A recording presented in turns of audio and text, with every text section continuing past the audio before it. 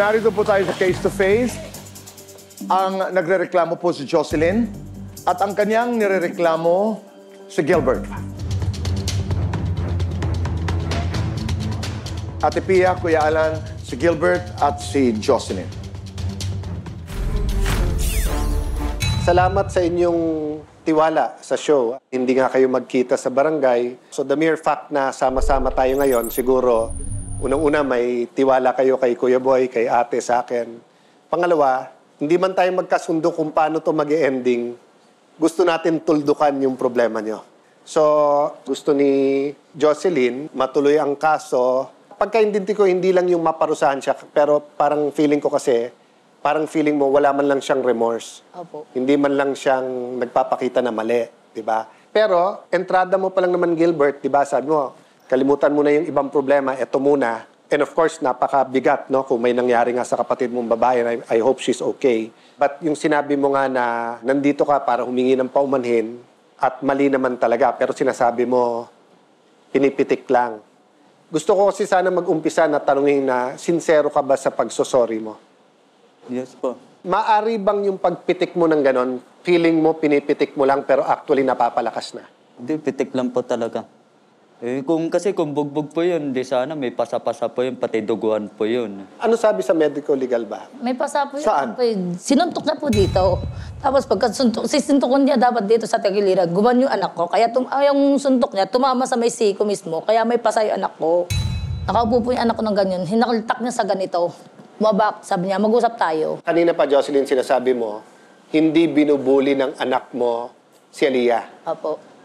Maari kayang sa mata ni Aliyah, binubuli siya. Sa mata ng anak mo, nilalaro mo lang siya. Even assuming na binubuli ni Nico si Aliyah, wala ka pa rin karapatan na saktan si Nico. No? Ang karapatan mo lang is either magsumbong sa kinaukulan or bilang adult, pwede mong kausapin, Nico, wag naman.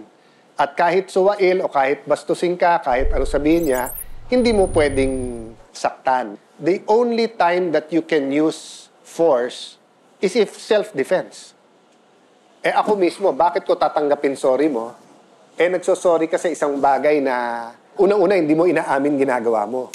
Ano mismo ang sumbong ni Aliyah sa'yo? Kinukuha po yung cellphone po, tapos tinatakbo. May iba pang pangyayari? Tsinelas naman po. Kinuha? Tinatakbo na naman, lagi-lagi po. Alam mo ba yon? Ma'am, yung sinasabi niya po na kinuha yung cellphone, matagal na po yun, ma'am. Bago po mangyari yun, itong case na binugbog niya anak ko, matagal na po yun, ma'am. Oh, pero nangyari. Opo, pero biruan lang po yun. Kasi nag-aasaran po sila. Nagtataguan sila ng tsinelas. Kumbaga po, pag nasa court po sila, nag-aanoan po sila, nag-aasaran. Kasama po ng anak ko si Aliyah at saka yung pinsan ko po si Mikay. Yan po ang magkakaibigan. Ang aking masasabi naman, pagka ganung na ng mga bata, number one, kung wala namang sakitan, good yan. Walang sakitan, physical. Kaya lang kung may emotional, seryosong issue kasi ang pagbubuli. Pero yung larong bata na wala namang intention magbuli, bilang mga nakakatanda, ikaw kuya, ikaw nanay, sana pag nalaman nyo, kayo ang mag-usap. Pwede mo naman pangaralin yung anak mo o wag mo munang loko-lokohin yung bata kasi sensitive siya. O ikaw naman, hindi mo barkada yung batang yan. Bata pa rin siya. Because pag may nangyari, minor de edad yon. Iba ang turing ng batas sa'yo at iba sa kanya. Minor yung pinapatulan mo. Pananagutan mo ngayon. And yun ay pasok dun sa child abuse. Kung may edad na yung anak mo nung nangyari yun, let's say 18 na siya, ano na yun? Physical injuries. Physical injuries pa rin yun. Pero dahil bata siya, child abuse yun. That is the law. So ikaw naman, sabi mo, tatanggap mo na kasalanan mo, o di bahala ka humingi ng tawad sa kanya. Dahil mali mo pa rin din. Wala kang pakialam kung pitik yun, job yun. The point is, bata yung pinatulan mo at nakainom ka. Kung gusto mong gumawa ng tama, ang kausapin mo yung nanay. At hindi rin yung lasing ka. Gilbert, may tanong ako. Wag mong mamasamain. Ilang kayo magkakapatid na lalaki? 7 po. Pang ilang ka? Pangatlo. Kung pupunta ako sa barangay nyo at magtatanong ako sa kapitan o kagawad, Boss, yung magkakapatid na yan, palaaway ba yan o hindi? Ano kayang sasagot sa akin nung... Sasabihin niyan, ngayon lang po magkakaroon ng record po. Ako lang po ngayon. Ikaw lang, sa inyong magkakapatid. Maraming bagay sa ating buhay, hindi natin plinano, wala tayong kontrol.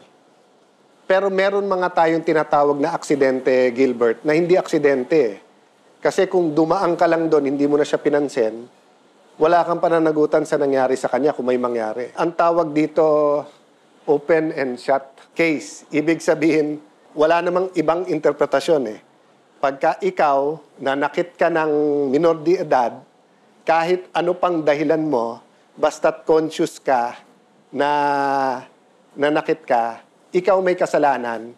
Ang question na lang kung ano yung penalty, depende sa injury niya. And paglasing ka, by the way ha, intentional pa rin yun. So, eto na lang ang question ko ngayon. Ikaw ba tingin mo yung pagpunta niya at yung salita niya, sincero siyang gustong humingi ng Hindi. patawad? Bakit, ate? Kasi yung sinabi niya sa akin na nakaharap ko siya noong September 9, iba yung kwento niya sa harapan niyo po at iba yung kwento niya sa akin.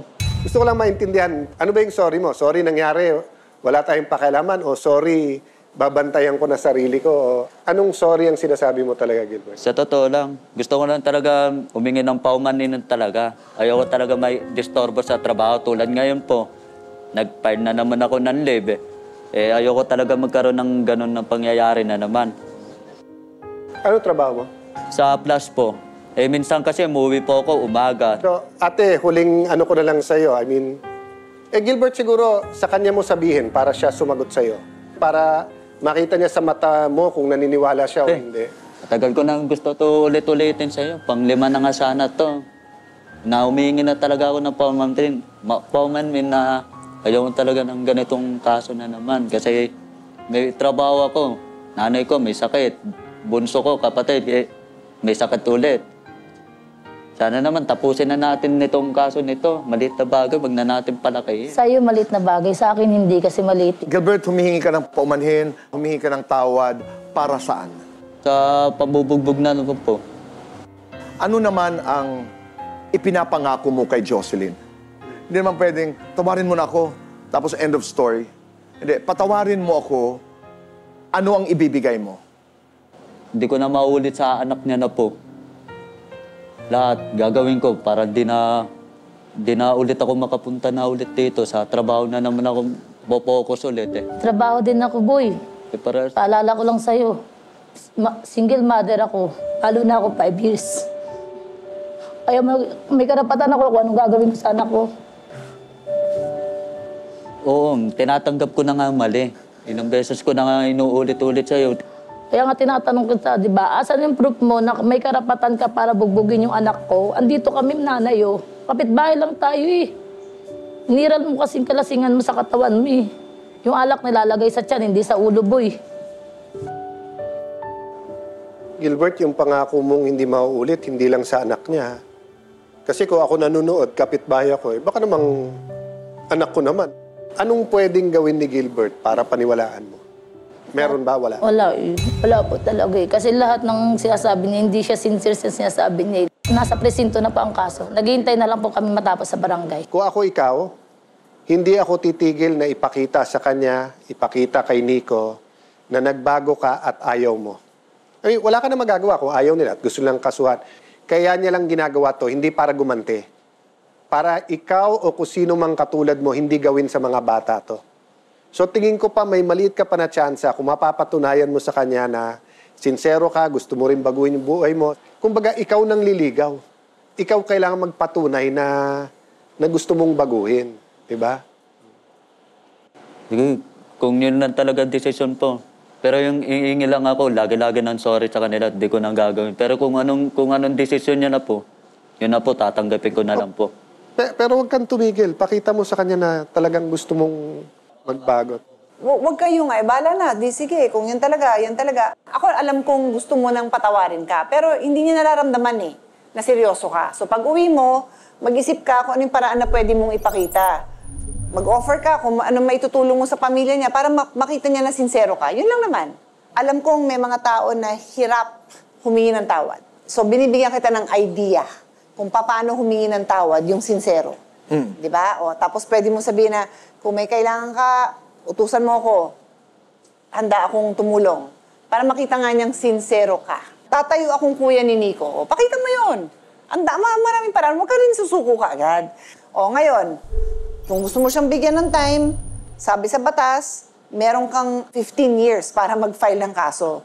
Kaya pwedeng patawarin ka niya, pwede pa rin niya i-file yung kaso. Kaya nga, nasa sayo yun na ipakita mo ng tuloy-tuloy na sincero ka para hindi na talaga siya mag-file. But I just like to honor you yung sinabi ng anak mo na, hindi, may respect yan. Pero sabi mo, hindi, dapat itama natin to.